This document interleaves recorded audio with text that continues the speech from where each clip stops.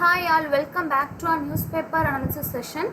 May 7th ஓட இம்பார்ட்டண்ட்டான news discuss பண்ணலாம் based on the current affairs point of view. ஓகேவா? ஸோ இம்பார்ட்டண்ட்டாக நம்ம நியூஸ் பேப்பரில் என்ன விஷயங்களை நம்ம பார்க்கணும் அப்படின்னா, எக்ஸாம் பாயிண்ட் ஆஃப் வியூவில் ரெண்டு விஷயத்தை நம்ம பார்க்கணும். ஒன்று வெப்காப்ஸ், இன்னொன்று பார்த்தோன்னா ரீடிங் ஸ்கில்ஸ். ஓகேவா? ஸோ அதை தாண்டி பார்க்குறப்போ கரண்ட் அஃபேர்ஸ் பாயிண்ட் ஆஃப் வியூவில் நமக்கு கொஸ்டின் ஏரியாஸ் எது கேட்குறதுக்கு சான்சஸ் இருக்குதுன்னு சொல்லி நம்ம நினைக்கிறோமோ அது எல்லாமே என்ன பண்ணிக்கணும், நம்ம ஸ்டடி பண்ணிக்கணும். ஸோ வெப்காப்ஸ் ஓரியன்டாக பார்த்தோன்னா cheese fire. What is called cheese fire? So சமாதான பேச்சை என்ன பண்ணுறது, பீஸ்ஃபுல்லாக ஏற்றுக்கிறது. ஓகேவா? ஸோ அதான் என்ன சொல்லுவாங்க, சீஸ் ஃபயர் அப்படின்னு சொல்லுவாங்க.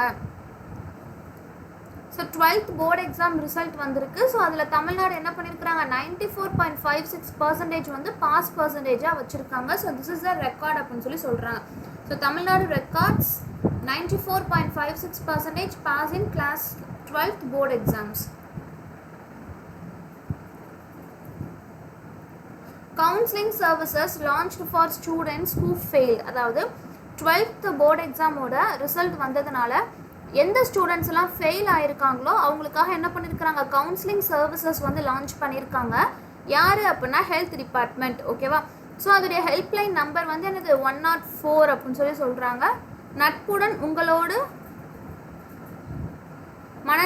மனநல சேவை. ஓகேவா? ஸோ நட்புடன் உங்களோடு மனநல சேவை அப்படின்னு சொல்லிட்டு என்ன பண்ணியிருக்கிறாங்க, டெலிமனாஸ் அப்படின்னு என்ன பண்ணுறாங்க அப்படின்னா ஒரு கவுன்சிலிங் சர்வீசஸை லான்ச் பண்ணியிருக்காங்க.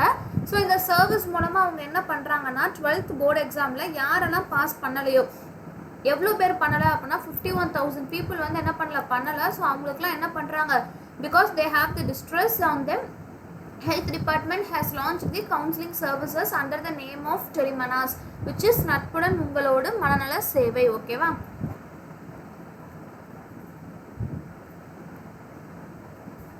Center yet to release funds for disaster relief, says Tamil Nadu அப்படின்னு சொல்கிறாங்க. ஸோ தமிழ்நாடு சுப்ரீம் கோர்ட் கிட்ட என்ன இன்ஃபார்ம் பண்ணியிருக்கிறாங்க அப்படின்னா, சென்டர் என்ன பண்ணல, இன்னமுமே எங்களுக்கு டிசாஸ்டர் ரிலீஃப் ஃபண்ட் என்ன பண்ணல, ரிலீஸ் பண்ணலை. சைக்ளோன் மிச்சாங்கோட என்ன பண்ணியிருக்கிறாங்க அப்படின்னா இந்த தடங்கள் இன்னும் அழியலை. ஸோ நிறைய பேர் என்ன பண்ணாங்க, ரொம்பவே பாதிப்பானாங்க. பட் அதுக்கான ஃபண்ட்ஸ் எதுவுமே சென்டர் கிட்ட இருந்து வரலை அப்படின்னு ஸ்டேட் கவர்மெண்ட் என்ன பண்ணியிருக்கிறாங்க, சுப்ரீம் கோர்ட் கிட்ட என்ன செஞ்சுருக்காங்க அப்படின்னா they have reported or informed. ஓகேவா?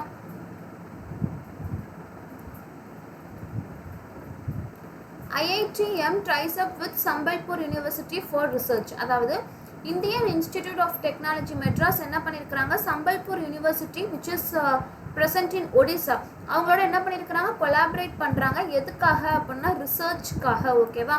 ஸோ இந்த MOU என்ன பண்ணியிருக்கிறாங்க, ரெண்டு இன்ஸ்டிடியூட்டோட ஹெட்டுக்கு மத்தியில் என்ன பண்ணியிருக்கிறாங்க, சைன் பண்ணியிருக்கிறாங்க. ஸோ இந்த பர்டிகுலர் சம்பல்பூர் யூனிவர்சிட்டி என்ன பண்ணுறாங்க அப்படின்னா இந்த ஒரு கொலாபரேஷன் மூலமாக யாருக்கு ஹெல்ப் பண்ணுறாங்க, this collaboration will definitely help to share the best practices and a move step closer to realising the objectives of Viksit Bharat. So Viksit பாரத்தோட அப்ஜெக்டிவ்ஸை நம்ம என்ன பண்ணுறது, அச்சீவ் பண்ணுறதுக்கு இந்த ஒரு கொலாபரேஷன் ஹெல்ப் பண்ணும்.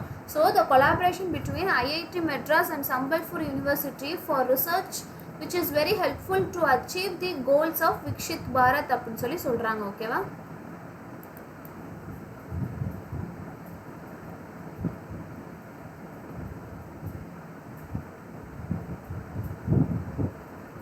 Karnataka not satisfied with centres 3,400 crore aid. அதாவது கர்நாடகா கவர்மெண்ட் என்ன பண்ணாங்க, பிகாஸ் ஆஃப் த ட்ரவுட். நம்ம எல்லாருக்குமே தெரியும் கர்நாடகாவில் என்ன ஆகுது, பயங்கரமான ட்ரவுட் இருந்துகிட்டு இருக்கு அப்படின்னு சொல்லி. ஸோ அதுக்கு சென்டர் என்ன பண்ணியிருக்கிறாங்க, எய்டா ஹெல்ப்பாக 3,400 crore rupees அலாட் பண்ணியிருக்கிறாங்க. ஸோ அதுக்கு state government of Karnataka was not satisfied with the allotments of central government அப்படின்னு சொல்லி இந்த ஒரு பர்டிகுலர் நியூஸை கொடுத்துருக்காங்க. ஓகேவா?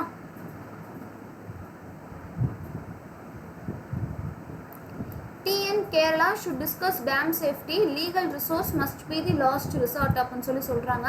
அதாவது என்னன்னா தமிழ்நாடு லேட்டஸ்ட்டாக என்ன பண்ணியிருக்கிறாங்க, சுப்ரீம் கோர்ட் ஆஃப் இந்தியா கிட்ட they have reported. ஸோ அதில் என்ன ஜட்ஜ்மெண்ட் கொடுத்துருக்காங்க அப்படின்னா, நமக்கு தண்ணி 142 feet வரைக்கும் நம்ம என்ன பண்ணிக்கலாம், ஸ்டோர் பண்ணிக்கலாம் அப்படின்னு சொல்லி கோர்ட் என்ன பண்ணாங்க, நமக்கு ஜட்ஜ்மெண்ட் கொடுத்துருந்தாங்க. ஸோ அதை பார்க்குறப்போ இப்போ எப்படி ரிலீஸ் பண்ணியிருக்காங்க, ரெடியூஸ் பண்ணியிருக்கிறாங்கன்னா 136 அப்படின்னு சொல்லி என்ன பண்ணாங்க, ரெடியூஸ் பண்ணியிருக்கிறாங்க because of the issues with the Kerala government அப்படின்னு சொல்லி சொல்கிறாங்க. ஓகேவா? So this is all about the dam issue between the India and Kerala. ஓகேவா? அதே மாதிரி நம்ம நேற்று நியூஸ்லையும் பார்த்துருந்தோம், கடந்த ஸ்போர்ட்ஸ் நியூஸ்லையும் பார்த்தோம். Thomas cup and Uber cup அப்படின்னு சொல்லக்கூடிய அந்த டைட்டில்ஸை வந்து யார் வின் பண்ணாங்க? இந்தோனேஷியாவுக்கு அகெயின்ஸ்டாக சைனா வந்து என்ன பண்ணாங்க? வின் பண்ணாங்க. அப்போது சைனா வந்து என்ன செஞ்சுருக்காங்க? பேட்மிண்டனில் ஒரு நல்ல சுப்ரீமசியில் வந்து இருக்கிறாங்க அப்படின்னு சொல்லி நமக்கு தெரியுது. அப்போது இதில் இந்தியாவில் வந்து எப்படி இருக்குது, அதே மாதிரி சைனாவில் வந்து அவங்க எந்த மாதிரியெல்லாம் ஸ்போர்ட்ஸ்க்கு இம்பார்ட்டன்ஸ் கொடுக்குறாங்க, எப்படி ப்ராக்டிஸ் பண்ணுறாங்க, so what are all the titles that have one அப்படின்னு சொல்லி என்ன பண்ணியிருக்கிறாங்க, இந்த ஒரு ஆர்டிக்கிளில் கொடுத்துருக்காங்க, விச் இஸ் ட்வின் டவர்ஸ் அப்படிங்கிற ஹெட்டிங்க்கு கீழே. ஓகேவா? So it is a sports ரிலேட்டடான ஒரு article. India's press freedom has rapidly declined in recent years. So press ஃப்ரீடம்னா என்னது? இப்போது நம்ம கண்ட்ரியில் வந்து என்ன நடக்குது, ஒரு பாலிட்டிக்ஸ் ரிலேட்டடாகவோ, ஓகேவா? ஸோ நம்ம கண்ட்ரியில் ஃபார் எக்ஸாம்பிள் பாலிட்டிக்ஸ் ரிலேட்டடாக ஏதாவது அநியாயம் நடக்குது, இல்லை அப்படின்னா ஏதாவது ஒரு பெரிய ரிச் பீப்புள் வந்து என்ன பண்ணுறாங்க, புவர் பீப்புளுக்கு அகெயின்ஸ்டாக ஒர்க் பண்ணுறாங்க, இந்த மாதிரியான விஷயங்கள் நடக்கிறப்போ இந்த சொசைட்டிக்கு எது மூலமாக நியூஸ் வந்து ஸ்ப்ரெட் ஆகும் அப்படின்னு சொல்லி பார்த்தோன்னா த்ரூ எது மூலமாக? நியூஸ் பேப்பர் மூலமாக. அப்போது அந்த நியூஸில் வந்து இந்த ஜேர்னல்ஸில் வந்து என்ன பண்ணணும், உண்மையான விஷயங்களை எழுதி அதை என்ன செய்யணும் அப்படின்னா மக்களுக்கு கொண்டு போய் சேர்க்கணும். That is the important role which is played by the newspapers. ஆனால் இப்போ நம்ம பார்த்தோம் அப்படின்னா இந்தியாவில் என்ன ஆகுது, அந்த ப்ரெஸ் ஃப்ரீடம் வந்து ரொம்பவே கம்மியாகுது அப்படின்னு சொல்லி கொடுத்துருக்காங்க. ஸோ கம்மியாகுது அப்படின்னா என்ன அர்த்தம்? ப்ரெஸ் ஃப்ரீடம்னா என்ன அர்த்தம்? ஸோ நம்ம எந்த ஒரு நியூஸையும் என்ன பண்ணலாம் அப்படின்னா ரொம்பவே ஃப்ரீயாக எழுதுறது தான் என்னது, ப்ரெஸ் ஃப்ரீடம். ஃபார் எக்ஸாம்பிள் ஒரு பொலிட்டிக்கல் லீடர் வந்து ஒரு தப்பு பண்ணுறாங்க அப்படின்னா அதை நம்ம என்ன பண்ணணும், ரொம்ப ஓப்பனாக ஒரு ப்ரெஸ்ஸில் எழுத முடியுது அப்படின்னா அந்த கண்ட்ரியில் ப்ரெஸ் ஃப்ரீடம் நல்லாவே இருக்குது அப்படின்னு சொல்லி அர்த்தம். பட் இந்தியாவோட அந்த ப்ரெஸ் ஃப்ரீடம் வந்து என்ன ஆகுது, ரொம்பவே கம்மி ஆகிக்கிட்டு இருக்கு அப்படின்னு சொல்லி சொல்கிறாங்க. ஓகேவா? அப்போ இப்போ ரீசெண்டாக என்ன ஆச்சு அப்படின்னா ப்ரெஸ் ஃப்ரீடம் இண்டெக்ஸ் அப்படிங்கிற ஒரு பர்டிகுலர் இண்டெக்ஸை வந்து ரிலீஸ் பண்ணியிருக்காங்க. அந்த பர்டிகுலர் இண்டெக்ஸை ரிலீஸ் பண்ணுறது யார் அப்படின்னா organisation of reporters without borders. ஓகேவா? ஸோ அதில் 180 கண்ட்ரீஸில் கம்பேர் பண்ணுறப்போ நம்ம இந்தியாவோட ரேங்க் 159 இருக்குது, விச் இஸ் 160 அப்படின்னா கூட 20 கண்ட்ரீஸ் தான் நமக்கு அப்புறமா இருக்குது. ஸோ 120 கண்ட்ரீஸ் நம்மளை விட முன்னாடி இருக்காங்க.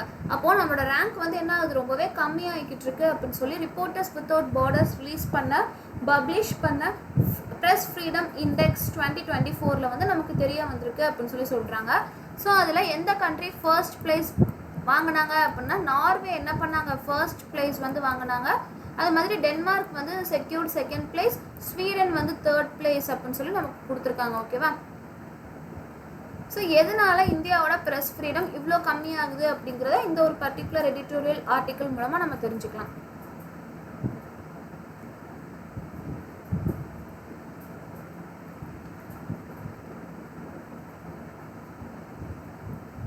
Sanjay Kumar Mishra Swan in us GST tribunal president, அதாவது ஜிஎஸ்டிஏடி அப்படின்னு சொல்லி சொல்லுவாங்க. இதோட பிரசிடெண்ட்டாக யார் வந்து எலெக்ட் பண்ணப்பட்டிருக்காங்க அப்படின்னா சஞ்சய் குமார் மிஸ்ரா அப்படிங்கிறவங்க என்ன பண்ணியிருக்கிறாங்க, எலெக்ட் பண்ணியிருக்காங்க. ஸோ இவர் யார் அப்படின்னா retired chief justice of Jharkhand high court. ஓகேவா? ஸோ இதையும் நம்ம ஞாபகம் வச்சுக்கணும். This is the important news under appointments and recognition. India ratings rises financial year 25 GDP growth viewed to 7.1%. அதாவது இந்தியா ரேட்டிங்ஸ் அண்ட் ரிசர்ச் வந்து என்ன பண்ணியிருக்கிறாங்க, it is a rating agency. அவங்க நம்மளை இந்தியாவோட ஜிடிபி க்ரோத் ஃபோர்காஸ்ட்டை வந்து எவ்வளோ ஃபோர்காஸ்ட் பண்ணியிருக்காங்கன்னா 7.1% வந்து என்ன பண்ணியிருக்கிறாங்க, இன்க்ரீஸ் பண்ணியிருக்காங்க. இதுக்கு முன்னாடி எவ்வளோ சொல்லியிருந்தாங்கன்னா 6.5 சொல்லியிருந்தாங்க. ஸோ இதை கம்பேர் பண்ணுறப்போ இது ஒரு நல்ல க்ரோத் அப்படின்னு சொல்லி நம்ம எதிர்பார்க்கலாம்.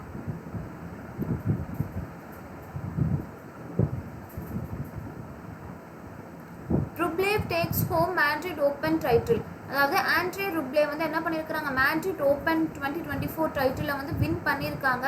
இந்த இயரில் மட்டுமே 2024 மட்டுமே ரூப்லேவுக்கு வந்து இது என்னது செகண்ட் கான்சிக்யூட்டிவ் டைட்டில் அப்படிங்கிறத நம்ம தெரிஞ்சுக்கலாம். ஓகேவா?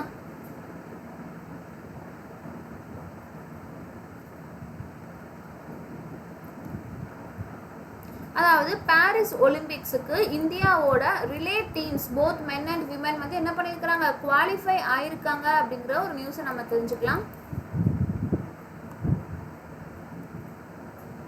ஸோ எனக்கு இம்பார்ட்டன்ட் நியூஸ் அப்படின்னு சொல்லி பார்த்தோன்னா ரொம்ப ரொம்ப கம்மியான நியூஸ் மட்டும்தான் இருந்துச்சு. Hope this session is useful and thank you for watching.